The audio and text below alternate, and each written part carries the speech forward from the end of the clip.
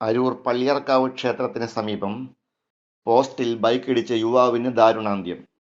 അരൂർ പുത്തനങ്ങാടി വീട്ടിൽ സാബുവിന്റെ പുത്രൻ അപ്പു എന്ന് വിളിക്കപ്പെടുന്ന 23-കാരനായ അർജുൻ സാബുവിനെയാണ് ഇന്ന് വെളുപ്പിന് 4 മണിയോടെ അപകടത്തിൽപ്പെട്ട് പിച്ചും പേയും പറഞ്ഞുകൊണ്ട് റോഡിൽ കിടക്കുന്നതായി പ്രഭാത സവാരിക്കാർ കണ്ടെത്തിയത്.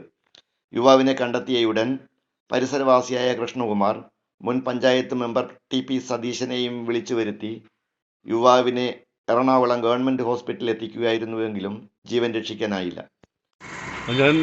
ഞാനും എൻ്റെ ബ്രദറിലും കൂടെ രാവിലെ ഡെയിലി നടക്കാൻ പോകുന്നുണ്ട് വഴിക്ക്. അപ്പോൾ ഒരു 5:15 ആയപ്പോഴത്തേക്ക് ഈ സ്പോട്ടിൽ എത്തിയപ്പോഴത്തേക്ക് ഇവിടെ ബൈക്ക് ഇവിടെ കിടപ്പുണ്ട്.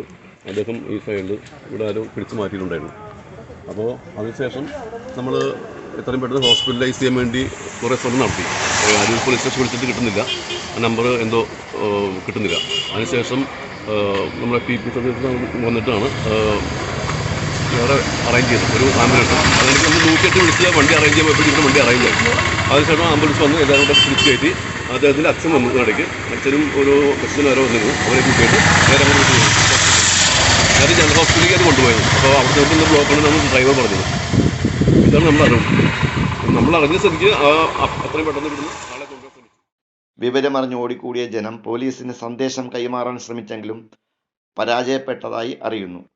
ഷിപ്പിൽ ജോലി ചെയ്യുന്ന അർജുൻ 5 മാസമായി അവധിക്കെത്തിയതാണ്. അടുത്ത മാസം മടങ്ങേണ്ടതായിരുന്നു. കഴിഞ്ഞ രാത്രിയിൽ ഒരു കല്യാണ വിരുന്നിൽ പങ്കെടുത്ത അർജുൻ വെളുപ്പിനും കൂട്ടുകാരന് അപകടം പറ്റിയതറിഞ്ഞ് വണ്ടിയും എടുത്ത് പുറപ്പെട്ടതാണ് എന്നാണ് അറിയുന്നത്. അമ്മ ഷിബിജ, സഹോദരൻ Sreekuttan. City voice news bureau, Aroor.